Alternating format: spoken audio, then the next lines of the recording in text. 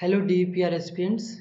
आज हम कुछ स्टैटिस्टिक्स और इकोनोमेट्रिक्स के कुछ ऐसे फॉर्मूलों की बात करेंगे जिससे लगभग 12 मार्क्स तक के क्वेश्चन आपसे एग्जाम में पूछे जा सकते हैं। वो 4 मार्क्स क्वेश्चन हो सकते हैं, 3 मार्क्स हो सकते हैं या फिर 2 मार्क्स में भी हो सकते हैं, लेकिन जनरली ये 4 मार्क्स में ही आते हैं। लेकिन इससे पहले मैं बता दूं, अगर आप मेंबर हैं तो ठीक है, लेकिन अगर आप मेंबर नहीं है हमारे RBI grade B DPR Google classroom के, तो आप नीचे डिस्क्रिप्शन में दिए गए लिंक से मेंबरशिप ले सकते हैं। और चलिए तब आगे बढ़ते हैं। इसमें देखिए, जब स्टैटिस्टिक्स और इकोनोमेट्रिक्स से कोई भी क्वेश्चन पूछा जाता है तो उसके पीछे कोई एक डेटा सेट होता है, क्योंकि ये डेटा पे ही सारे क्वेश्चन बनते हैं। लेकिन एग्ज़ाम में आपको ये डेटा नहीं दिया रहता है। जनरली ये डेटा होता है एक्स और वाई का वैल्यू दी होती है और आपको इससे चीज़ें निकालनी होती है। जो भी पूछा, बहुत सारी चीज़ें डिराइव करनी होती है, या फिर ये जो पूरा कॉलम आपको दिख रहा है ये आपको कैलकुलेट करना होता है, लेकिन ये एग्ज़ाम में नहीं करना होता है। ये डिस्क्रिप्टिव चीज़ जब आप एग्ज़ाम देते हैं तब वहाँ पे करना होता है। लेकिन जब आप ऑब्जेक्टिव टाइप एग्ज़ाम दे रहे हैं, जैसे डीपीआर फेज 1 का, तो यहाँ पे आप देख सकते हैं कि यहाँ ये जो लाल वाला आप देख रहे हैं, यहाँ पे सब ऐड किया हुआ है। तो यही सब, ये सब चीज़ें आपको ऐड करके दी हुई होंगी। वो कुछ इस तरह दी होंगी, जैसे देखिए यहाँ पे लिखा हुआ है समेशन ऑफ एक्स किया हुआ। समेशन ऑफ एक्स का मतलब हुआ कि इसका समेशन 108 है। ठीक, तो इसी तरह करके लिखा हुआ होगा कि क्या होगा समेशन ऑफ एक्स। ठीक, और इसी तरह समेशन ऑफ वाई 756, तो यहाँ पे इस तरह लिखा होगा समेशन ऑफ। फिर यहाँ देखिए, यहाँ समेशन ऑफ एक्स स्क्वायर, जैसे ये एक्स स्क्वायर, तो इसका समेशन 1024 है, 1020 है, तो वो भी इस तरह करके लिखा हुआ है 1000। तो इस तरह से करके आपको ये सब चीज़ें दी हुई, और इसी चीज़ों को फॉर्मूले में रख के बस आपको कैलकुलेट करना है। लेकिन कब कौन सा फॉर्मूला अप्लाई करना है, इसको समझने के लिए आपको पता होना चाहिए कि फॉर्मूला को कहाँ कब अप्लाई करना है। ठीक, तो अब चलिए हम आगे बढ़ते हैं, एक एक करके देखते हैं कि कौन कौन से फॉर्मूले हैं जिससे क्वेश्चन पूछे जा सकते हैं। और इससे पहले और एक बात मैं बता दूं कि ये सब के सोल्व एग्जाम्पल आपको गूगल क्लासरूम में ही मिलेंगे। यहाँ वो पब्लिकली कोई भी वीडियो अवेलेबल नहीं होगा सोल्व एग्जाम्पल से रिलेटेड। तो अगर आप जल्दी सोल्व एग्जाम्पल भी इसके चाहते हैं तो आप गूगल क्लासरूम के मेंबर बनिए, या जो मेंबर हैं वो वेट करें, जल्दी ही सोल्व वीडियो भी आ जाएंगी, मतलब सोल्व क्वेश्चन के वीडियो भी आ जाएंगी। तो उसमें मैं स्टेप वाइज बताऊंगी कि कैसे कैसे सोल्व करना है इन सब चीज़ों को, कैसे फॉर्मूला को अप्लाई करना है। तो चलिए शुरू करते हैं। तो सबसे पहले हमारा फॉर्मूला जो है वो है कार्ल पियर्सन कोरिलेशन कोएफिशिएंट। ये सबसे बेसिक है, ये स्टैटिस्टिक्स का है। तो इसमें जनरली होता क्या है कि आप देखते हैं कि एक्स और वाई जो है वो रिलेटेड है या नहीं एक दूसरे से, और रिलेटेड हैं तो किस तरह से रिलेटेड है, उन दोनों के बीच रिलेशन कैसा है, यानी कि पॉजिटिव है या नेगेटिव। पॉजिटिव करने का मतलब है कि अगर एक्स बढ़ रहा है तो वाई भी बढ़ रहा है। अगर वाई, और या फिर कहिए कि एक्स और वाई दोनों एक साथ बढ़ रहे हैं। लेकिन कोरिलेशन कोएफिशिएंट आपको ये बताएगा कि आखिर ये जो रिलेशन है इनके बीच वो कितना स्ट्रॉन्ग है। तो वो स्ट्रेंथ है जो है वो न्यूमेरिकल वैल्यू से पता चलता है, जो -1 से लेकर +1 तक होता है मैक्सिमम। यही चीज़ होती है। तो ये पॉजिटिव ही नहीं, नेगेटिव भी होगा तो वो भी बताएगा आपको कि हाँ, कि कितना नेगेटिव और कितना स्ट्रॉन्ग रिलेशनशिप है। तो ये एक बेसिक लॉजिक है कार्ल पियर्सन कोरिलेशन कोएफिशिएंट का। तो ये जो फॉर्मूला आप देख रहे हैं इसमें लिखा है फॉर पॉपुलेशन, मतलब ये फॉर्मूला पॉपुलेशन के लिए। और ये जो फॉर्मूला है ये सैंपल के लिए। तो सैंपल क्या होता है, पूरा जो पॉपुलेशन होता है उसमें इसका एक छोटा सा पार्ट होता है, क्योंकि जनरली क्या होता है कि पॉपुलेशन बहुत बड़ा होता है, तो उससे डेटा कलेक्ट करने में बहुत सारे रिसोर्स आपको लग जाएंगे, इसीलिए हम उसमें से सैंपल लेकर उसी से कलेक्ट करते हैं डेटा। तो जब पॉपुलेशन का होता है तो ये कुछ इस तरह से लिखा जाता है, और जब सैंपल का होता है तो कुछ इस तरह से लिखा जाता है। ऐसे दोनों सेम ही चीज़ें हैं, इसमें कोई अंतर नहीं है। जनरली सैंपल से ही हम करते हैं, क्योंकि पॉपुलेशन का डेटा हमारे पास नहीं होता है। अब देखिए यहाँ पे ये जो ऊपर देख रहे हैं ये कोवेरियंस है, एस एक्स वाई जो आप ये देख रहे हैं ये कोवेरियंस है, ऊपर भी लिखा हुआ है कोवेरियंस ऑफ एक्स वाई, यानी कि ये जो डेटा दिया हुआ है इसका कोवेरियंस आपको निकालना है। तो कोवेरियंस का फॉर्मूला आपको पता होना चाहिए कि कोवेरियंस कैसे निकाले। जैसे देखिए ये कोवेरियंस का फॉर्मूला ये वाला दिया हुआ है कि कोवेरियंस कैसे निकालते हैं, ठीक, ये कोवेरियंस का फॉर्मूला है। और इसी तरह ये जो है स्टैंडर्ड डेविएशन है, ये स्टैंडर्ड डेविएशन एक्स है और ये स्टैंडर्ड डेविएशन वाई है। तो इसका भी फॉर्मूला इस तरह होता है, देखिए मैं आपको दिखा देता हूँ। ये देखिए स्टैंडर्ड डेविएशन एक्स और वाई का फॉर्मूला है। तो इसको भी आप इसी तरह ये सब चीज़ें समेशन दी हुई होंगी और आपको निकालना है। लेकिन ये सब चीज़ों की अंडरस्टैंडिंग आपको होनी चाहिए कि आखिर ये समेशन आया कहाँ से। जैसे ये x square sigma x square कहाँ से आया है, तो ये इसको स्क्वायर करके फिर उसको ऐड किया गया है। तो ये सब चीज़ों का भी आपको आइडिया होना चाहिए, वरना सिर्फ फॉर्मूला के भरोसे आप हो सकता है एग्ज़ाम में फंस जाएं, क्योंकि हो सकता है उसी चीज़ को कुछ थोड़ा घुमा फिरा के पूछ दे। लेकिन जनरली ऐसा नहीं होता है, सिंपल ही क्वेश्चन होते हैं जो अगर आपको बेसिक अंडरस्टैंडिंग है चीज़ों की तो बहुत आसानी से आप कर पाएंगे। और अब देखिए थोड़ा इसको जब आप सॉल्व कीजिएगा तो आपको इतना ज़रूरत नहीं है कि आप वेरिएंस निकालें फिर स्टैंडर्ड डेविएशन निकालें, तो उतना लंबा चौड़ा प्रोसेस करने की ज़रूरत नहीं है। आप जब इसको फर्दर डिराइवेशन कीजिएगा तो ये देखिए कि आपने यहाँ पर वेरिएंस का फॉर्मूला लिख दिया, ठीक, और यहाँ पे लिख दिया आपने, सॉरी ये कोवेरिएंस का फॉर्मूला लिख दिया आपने, और फिर यहाँ पे स्टैंडर्ड डेविएशन का फॉर्मूला लिख दिया। तो इसका मतलब स्टैंडर्ड डेविएशन कोवेरिएंस निकालना पड़ेगा, लेकिन ऐसा नहीं है। आप देखिए कि ये एन एन कैंसिल हो जाएगा, यानी कैंसिलिंग एन एन, तो आपके पास ये बचेगा। तो बेसिकली ये आपका फॉर्मूला है जो आपको फाइनली अप्लाई करना है। अब एक्स इसका डेटा आपको दिया रहेगा एक्स माइनस एक्स बार का, यानी ये एक्स है और ये इसका मीन है एक्स बार, ये वाई है, ये वाई का मीन है। तो इस तरह का ये सब डेटा आपको दिया रहेगा, तो आपको सिर्फ ये जो फॉर्मूला है इसमें रख देना है सारी चीज़ों को और उसको कैलकुलेट करना है। और इसको आप डेविएशन फॉर्म में लिखेंगे तो आप इसको इस तरह लिख सकते हैं स्मॉल एक्स के फॉर्म में, और हो सकता है आपसे डेविएशन फॉर्म में ही पूछा जाए। तो ये देखिए ये यहाँ लिखा हुआ है कि स्मॉल एक्स आई का मतलब होता है एक्स आई माइनस एक्स बार। तो ये इस तरह से डेविएशन फॉर्म में लिखा जाता है। तो सब बहुत ज़्यादा यूज होता है डेविएशन फॉर्म का ही, क्योंकि ये ज़्यादा आसान होता है। लेकिन फिर भी अगर डेविएशन फॉर्म के लिए आपको डेटा नहीं दिया हो, जैसे मीन नहीं दिया, मीन का नहीं दिया हो, या फिर डेविएशन फॉर्म का कोई डेटा नहीं दिया हो, तब ये फॉर्मूला आप यूज कर सकते हैं। ये सब चीज़ें आपको दी रहेंगी, सॉरी ये नहीं, यदि डेविएशन फॉर्म में आपको चीज़ें नहीं दी होंगी तो ये फॉर्मूला आपको दिया होगा, इस फॉर्मूला को आपको अप्लाई करना है। यानी यहाँ देखिए यहाँ मीन और कुछ डेविएशन कुछ कैलकुलेट करने की ज़रूरत नहीं है, simply x why he calculate करना है और उसके स्क्वायर्स कैलकुलेट करने हैं। तो वो सब चीज़ें दी हुई हैं, तो वो डेटा देख के आपको पता करना है कि कौन सा चीज़ दिया हुआ है। अगर डेविएशन का सारा डेटा दिया हुआ है तो आप डेविएशन वाला फॉर्मूला अप्लाई करेंगे, और अगर डेविएशन का नहीं दिया हुआ है तो आप ये वाला फॉर्मूला अप्लाई करेंगे। तो वो आपको उस समय केयरफुली देखना है कि क्वेश्चन में क्या पूछा गया है। ये हो गया एक इम्पोर्टेंट क्वेश्चन जिससे 3 या 4 मार्क्स के क्वेश्चन पूछे जाएंगे आपसे। और दूसरा है स्पियर्समैन रैंक कोरिलेशन कोएफिशिएंट। तो स्पियर्समैन रैंक कोरिलेशन कोएफिशिएंट में रैंकिंग दी होती है। जैसे यहाँ एक्स वाई की वैल्यू दी है तो इसमें ये नहीं दी होगी, यहाँ कुछ रैंकिंग्स दी होंगी, ठीक, और ये वाई की भी रैंकिंग्स दी होंगी। तो उसमें जनरली हम ये देखते हैं कि आखिर इनकी रैंकिंग कितनी कोरिलेटेड है, ठीक। तो रैंकिंग का कोरिलेशन होता है, ये क्वालिटेटिव डेटा के लिए होता है स्पियर्समैन रैंक कोरिलेशन कोएफिशिएंट, ठीक। ये और भी सिंपल है, आपको ये फॉर्मूला बस अच्छे से याद रखना है, क्योंकि आपको एग्ज़ाम में टाइम नहीं मिलेगा कि आप फॉर्मूलाज को डिराइव कर लें। तो अच्छा हुआ कि आप फॉर्मूलेज को, जो भी फॉर्मूला है उसको अच्छे से रट लें। अब यहाँ देखिए ये सब मैंने लिख दिया है, ये सब का लिंक आपको मिल जाएगा क्लासरूम में, या फिर डिस्क्रिप्शन बॉक्स भी देखिएगा, हो सकता है वहाँ दिया हो। और देखिए उसके बाद ये जब ये ख़त्म होता है, ये इकोनोमेट्रिक्स का ये मेन पार्ट था जिससे क्वेश्चन पूछे जाते हैं। अब चलिए इकोनोमेट्रिक्स पे आते हैं हम लोग। तो इकोनोमेट्रिक्स में सबसे पहले क्या होता है, सिंपल लीनियर रिग्रेशन मॉडल। अब इसमें देखिए इकोनोमेट्रिक्स जो सब्जेक्ट है उसमें बहुत फिलोसफी है, थियरी है, मैथमेटिक्स है, स्टैटिस्टिक्स है, सब चीज़ें इंक्लूड की होती हैं।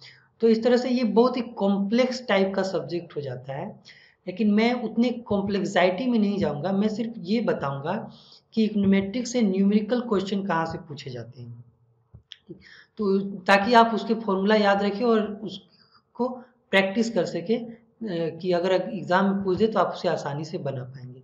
अदरवाइज एग्ज़ाम में आपको उतना टाइम नहीं मिलेगा कि आप फॉर्मूला को डिराइव कीजिएगा। हो सकता है आप इंटेलिजेंट हो कि जब कहिए तब आप फॉर्मूला को डिराइव कर सकते हैं, लेकिन एग्ज़ाम में आपके पास टाइम रहता है। एग्ज़ाम में आपको फॉर्मूला आपके दिमाग में होना चाहिए। तो चलिए थोड़ा सा हम इकोनोमेट्रिक्स को समझ लेते हैं, ये कुछ उन लोगों के लिए जो इकोनोमेट्रिक्स से परिचित नहीं है। तो देखिए कि अगर आपने रिग्रेशन पढ़ा होगा तो आपको पता होगा कि ये रिग्रेशन इक्वेशन है। जैसे कि ये मान लीजिए कि ये आपका कंजम्पशन है। जनरली वाई से इनकम को डिनोट करते हैं, लेकिन फिलहाल आप मान लीजिए कि ये कंजम्पशन है और कंजम्पशन है और ये इनकम है। ठीक, तो इनकम, अब ये इक्वेशन बता रहा है कि इस इनकम का कितना पार्ट आप कंज्यूम करते हैं, यानी ये बी बताएगा कि कितना परसेंट आप कंफ्यूज, अगर 0.6 है तो आप कहिएगा कि 60% कंज्यूम करते हैं। और ये बीटा वन बता रहा है कि अगर इनकम आपकी जीरो भी हो तो आप कुछ ना कंज्यूम करते ही हैं, तो ये बीटा वन उस चीज़ को बता रहा है। ठीक, और अगर आप ग्राफ बनाइएगा तो इसको इंटरसेप्ट कहा जाएगा और इसको कहा जाएगा स्लोप। ठीक, अगर आपको ग्राफ का थोड़ा नॉलेज हो तो आपको पता होगा कि ये इंटरसेप्ट होगा और ये होगा स्लोप। तो जनरली इंटरसेप्ट और स्लोप निकालना होता है आपको इकोनोमेट्रिक्स में, लेकिन ये उतना नहीं है कि सिंपली आपको रिग्रेस कर देना है, यानी कि सिंपली एक लाइन खींच देना है और उसी से वैल्यू मिल जाएगी, ये उस तरह नहीं होता है। इकोनोमेट्रिक्स में कुछ और भी चीज़ें होती हैं।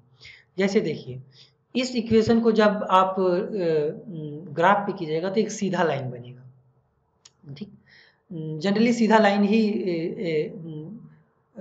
ही बनता है, लेकिन अब देखिए इसमें एक प्रॉब्लम है कि जब डेटा आप कलेक्ट करते हैं, अगर आप इक्वेशन को कीजिएगा वैल्यू दी होगी तब तो सीधा लाइन बनेगा, लेकिन अब जब डेटा कलेक्ट करते हैं तो कोई सीधा लाइन नहीं होता है, वो एक स्कैटर प्लॉट होता है।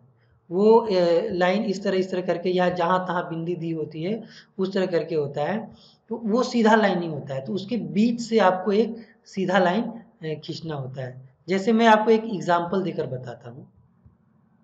जैसे कि यहाँ आप देख सकते हैं ये डेटा कोई प्लॉट किया हुआ है एक्स वाई का, तो ये सीधा लाइन नहीं है। अगर आप इसको डेटा पॉइंट को जोड़िएगा तो ये सीधा लाइन नहीं बनेगा। तो इसीलिए क्या करते हैं इकोनोमेट्रिक्स में हम लोग इस चीज़ को रिकॉग्नाइज करते हैं और हम कहते हैं कि एक एरर टर्म होगा। यानी कि एरर टर्म क्या बताएगा कि जो सीधा लाइन अगर आप खींचते हैं इसमें से, जैसे कि मैं आपको बता रहा था कि अगर इसके बीच से अगर आप कोई इस तरह सीधा लाइन खींचते ड्रॉ करते हैं तो उससे जो ये दूर हो जाता है, कोई नज़दीक होगा, कोई दूर होगा, कोई नीचे होगा, कोई ऊपर होगा, तो उसी को हम इस एरर टर्म से डिनोट करते हैं। अब ये एरर टर्म का इंटरप्रिटेशन क्या है कि इसमें ये बता रहा है कि ये जो कंजम्पशन है वाई, ये सिर्फ इनकम पे ही डिपेंड होता है। ठीक, अगर ऐसा होता तो सही में लाइन डेटा का भी सीधा होता, लेकिन ऐसा नहीं होता है। कंजम्पशन सिर्फ इनकम पे डिपेंडेंट नहीं होता है, कंजम्पशन को और भी चीज़ें प्रभावित करती हैं, जैसे टेस्ट और प्रेफरेंस हो गया, सीजन हो गया, ये वेदर हो गया, या बहुत सारी चीज़ें हैं जो कंजम्पशन को प्रभावित कर सकती हैं, लेकिन उनका इफेक्ट उतना ज़्यादा नहीं होता है। इसलिए हम उसके लिए अलग से वाई की तरह कोई एक वेरिएबल यहाँ पर नहीं ले रहे हैं और उसको हम इसमें एरर टर्म में शामिल कर दे रहे हैं। तो इसलिए हम एक एरर टर्म जोड़ देते हैं इकोनोमेट्रिक्स में, और इस जैसे ही एरर टर्म जोड़ते हैं हम, इकोनोमेट्रिक्स हमारा शुरू हो जाता है, क्योंकि पूरा इकोनोमेट्रिक्स जो है इसी एरर टर्म के कारण ही है। इसी एरर टर्म को से जो प्रॉब्लम आती है उसी को कम से कम करने के लिए ही ये इकोनोमेट्रिक्स बना है। ठीक, तो अब जब देखिए ये तो चीज़ें थी, ये पॉपुलेशन के बारे में थी, यानी कि एक पूरा पॉपुलेशन के बारे में ये इक्वेशन बता रहे हैं। लेकिन जनरली मैंने जैसा कि आपको बताया कि हमारे पास पॉपुलेशन नहीं होता है, हमारे पास एक सैंपल होता है और उस सैंपल के आधार पे ही हम ये प्लॉटिंग करते हैं। ये प्लॉटिंग किसी सैंपल के आधार पे ही होती है। जैसे कि अगर आप आगे जाइएगा तो जैसे कि ये सैंपल दिया हुआ है, तो इसी सैंपल के आधार पे हम प्लॉटिंग करते हैं और प्लॉट करके जो भी हमारा डिराइवेशन होता है, डिराइवेशन करके हम बी का वैल्यू निकालते हैं और बी आई का वैल्यू निकालते हैं। तो एक ये भी एक सीधा लाइन बनता है, तो ये सैंपल का हो गया। यानी कि सैंपल से जो एक स्ट्रेट लाइन का इक्वेशन है जो हमें डिराइव करना होता है वो ये है, जिसको हम वाई हेड से दिखा रहे हैं। ठीक, तो ये दो चीज़ें आपको ध्यान में रखना है कि ये पॉपुलेशन है और ये पॉपुलेशन है एरर टर्म के साथ, यानी कि जिसमें हम ये मान रहे हैं कि और भी चीज़ें कंजम्पशन को प्रभावित करती है, उनको एरर टर्म में हमने लिख लिया।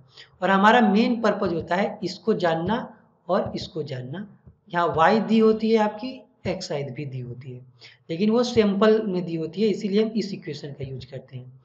तो ये जो बीटा जीरो हेड देख रहे हैं आप, ये इसका एस्टिमेटर है। एस्टिमेटर कहने का मतलब कि जब आपके पास पूरा पॉपुलेशन का डेटा नहीं है, तो साधारण सी बात है, बहुत ही सिंपल बात है कि आप बीटा जीरो करेक्टली नहीं निकाल पाएंगे, क्योंकि ये बीटा जीरो निकालने के लिए या कहिए कि इंटरसेप्ट निकालने के लिए आपको पूरे पॉपुलेशन का डेटा चाहिए।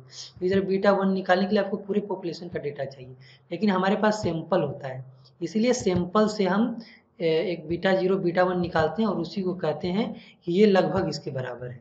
एग्जैक्टली बराबर नहीं होगा, लगभग लगभग इसके नियरेस्ट है। ठीक, तो ये हम निकालते हैं और उसी को कहते हैं कि यही हमारा बीटा जीरो बीटा वन है। भले वो बराबर ना हो, लेकिन आपको एक अजम्पशन बहुत सारे लेकर चलनी पड़ती है और मानना पड़ता है, क्योंकि ये पॉसिबल ही नहीं है कि पॉपुलेशन का आप डेटा निकालिएगा। अगर पॉसिबल है भी तो उसमें बहुत खर्चा लगेगा, बहुत टाइम लगेगा, जो कि कोई रेशनल बात नहीं है। ये सिर्फ ये उसी तरह है जैसे कि आपको जानना है कि चावल पक गया है या नहीं, तो आप चावल के हर दाने को मसल कर नहीं देखते हैं, आप उसके एक दो दाने को मसल कर देखते हैं और आपको पता चल जाता है कि हाँ ये पूरा चावल पक गया है। तो उसी तरह आप पूरे पॉपुलेशन में से एक छोटा सा डेटा लेते हैं, सैंपल लेते हैं, और उसी से आप पूरे पॉपुलेशन के बारे में एक एस्टिमेशन निकालते हैं कि ये पॉपुलेशन का बिहेवियर है। तो ये होता है। अब जैसे देखिए, अब यहाँ से जो आपको ये वाई आई मिलेगा और जो आपका एक्चुअल वाई आई होना चाहिए पॉपुलेशन का, उसमें कुछ डिफरेंस होगा। ठीक, उसमें कुछ डिफरेंस होगा, यानी एक्चुअल जो डेटा में वाई आई दिया हुआ है और ये जो आपका लाइन स्ट्रेट लाइन खींचने के बाद आप निकाल रहे हैं, उसमें थोड़ा डिफरेंस होगा। अब उस डिफरेंस को भी हम एरर टर्म ही कहेंगे, लेकिन ये सैंपल का है, ये इस एरर टर्म के जैसा नहीं है जो ये बताता है कि अदर चीज़ें इफेक्ट करती है। ये बताता है सैम्पलिंग एरर के बारे में, यानी कि सैंपल और पॉपुलेशन और ये जो सैंपल का लाइन एक स्ट्रेट लेंगे और जो ट्रू डेटा है उसके बीच जो अंतर हो सकता है, उसी वही एरर टर्म ये है।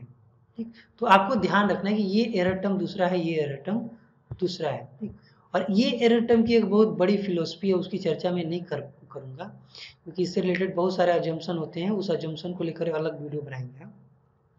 तो ये एरर टर्म होता है।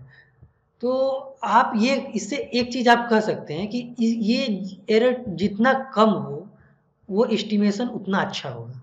ठीक, अगर इसको हम जितना कम कर पाएँ, कम से कम कर पाएँ, तो हमारा जो एस्टिमेशन है पॉपुलेशन का सैंपल के थ्रू वो उतना अच्छा कहा जाएगा। तो हमारा मेन पर्पज़ होता है कि हम इसी को मिनिमाइज़ करें। लेकिन बात यह है कि इसको मिनिमाइज करना एक तरीका है, लेकिन जूस ऑयल्स का यूज होता है इकोनोमेट्रिक्स में, वो कुछ और ही आइडिया देता है। वो कहता है कि नहीं, आप इसको मिनिमाइज मत करो, आप इसके समेशन के स्क्वायर को मिनिमाइज करो। ठीक, इसी को कहते हैं ओएलएस मेथड, यानी कि इसके समेशन को स्क्वायर को मिनिमाइज करना, यही है ओएलएस मेथड आपका।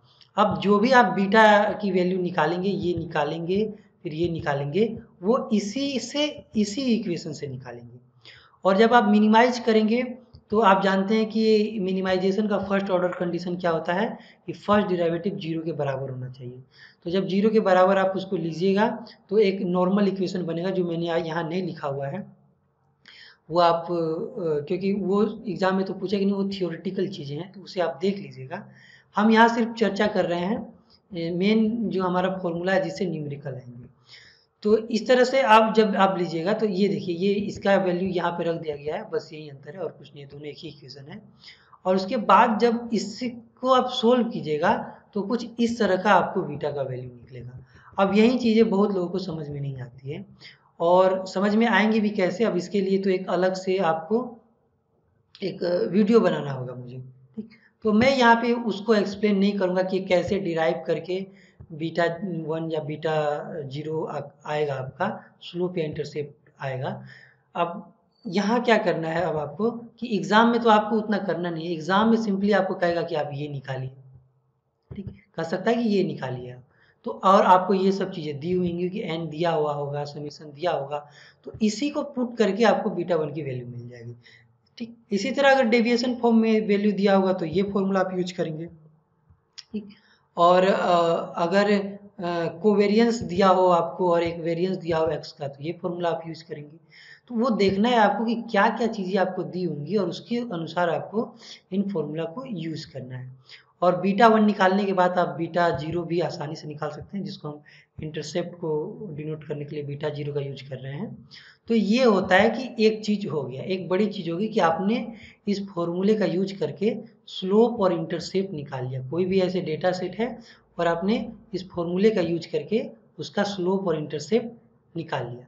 अब स्लोप इंटरसेप्ट क्या होता है पता ही होगा, जैसे कि ये अगर कोई डेटा है मान लीजिए, तो ये यहाँ से कोई लाइन खींचेगा आप ये 100 से, तो ये स्लोप हो जाएगा 100 आपका, सॉरी इंटरसेप्ट हो जाएगा। और जो लाइन का जो ढलान है या फिर उसको ये स्लोप का वैल्यू है, उसको हम बीटा 1 से डिनोट करते हैं, ठीक।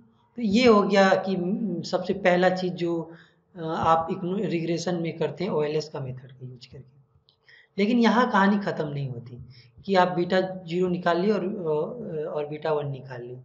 यहाँ बहुत सारी चीज़ें हैं। आप जब बीटा 0 बीटा 1 निकाल लिए, तो आपको ये टेस्ट करना होता है कि आपने जो बीटा वैल्यू निकाली है वो स्टैटिस्टिकली मोर देन 0 है या नहीं, यानी स्टैटिकली सिग्निफिकेंट है या नहीं।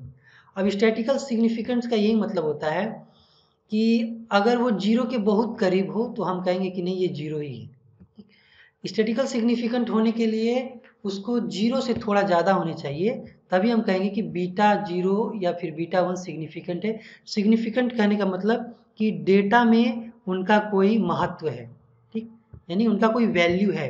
अगर ये बीटा 0 का वैल्यू 0 आ जाए तो हम कहेंगे कि कंज्यूमर कोई भी मिनिमम कंजम्पशन नहीं करता है, यानी कि अगर उसकी इनकम 0 है तो उसका कंजम्पशन भी 0 होगा, वो मतलब सुसाइड कर लेगा या फिर मर जाएगा, जो भी हो, क्योंकि 0 कंजम्पशन कोई कंज्यूम नहीं करेगा तो क्या करेगा।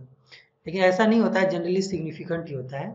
फिर भी आपसे पूछा जा सकता है डेटा में कि ये तो खैर कंजम्पशन की बात थी, लेकिन इन्फ्लेशन हो गया, ग्रोथ हो गया, इन सब के बीच रिलेशनशिप देखेंगे तो बीटा 0 बहुत बार 0 हो सकता है।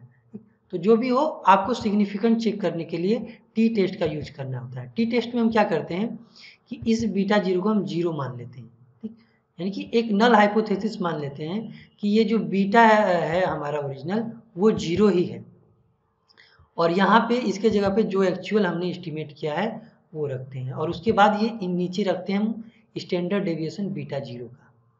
तो ये यही बेसिकली इस फॉर्मूला में किया जाता है कि आप बीटा 1 और बीटा 0 की वैल्यू एस्टिमेट करते हैं, और ये जो पॉपुलेशन का बीटा 0 बीटा 1 दिया हुआ है इसको 0 मान लेते हैं।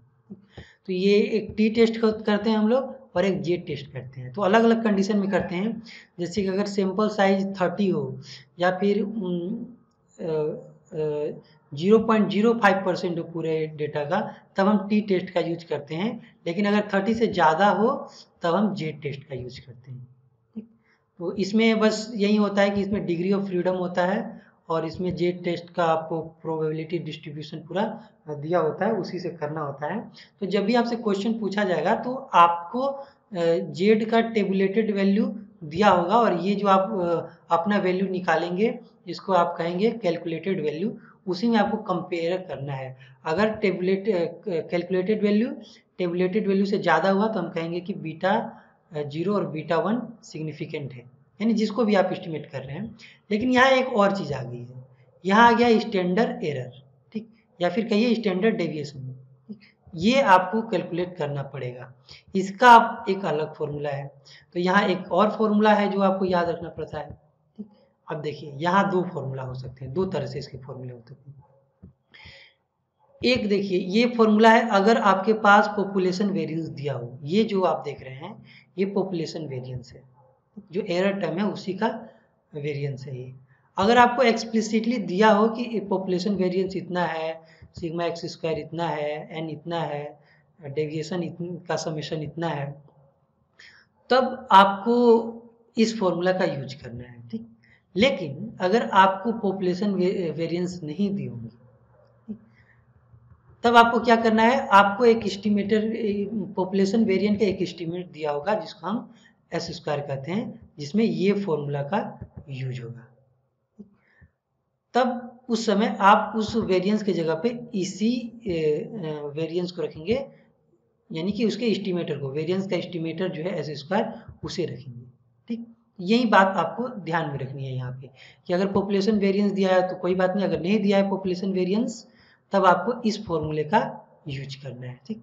और ये जो आप देख रहे हैं एरर टर्म का स्क्वायर का समीशन, ये भी आपको दिया रहेगा डेटा में अगर ये क्वेश्चन पूछते हैं। तो ये फॉर्मूला से और डेटा को देख के आपको जानना है कि हाँ आखिर किस फॉर्मूले का यूज करना है किसी भी डेटा सेट के लिए, ठीक। इसी तरह ये स्लोप का वेरिएंस है, तो इस तरह से आपको वेरिएंस भी याद करना चाहिए। हो सकता है आपसे पूछ लिया जाए कि वेरिएंस ही आप निकाल के दिखाइए, तो न्यूमेरिकल, जो भी न्यूमेरिकल पॉसिबल है वो मैं आपको बता रहा हूँ ताकि आप फॉर्मूला को याद रखें और अगर पूछ दे तो आप बहुत आसानी से इसे बना पाए। अब ये तो हो गया, इतना तक स्टोरी होगी कि हमने ये भी टेस्ट कर लिया कि बीटा जीरो बीटा सिग्निफिकेंट है या नहीं।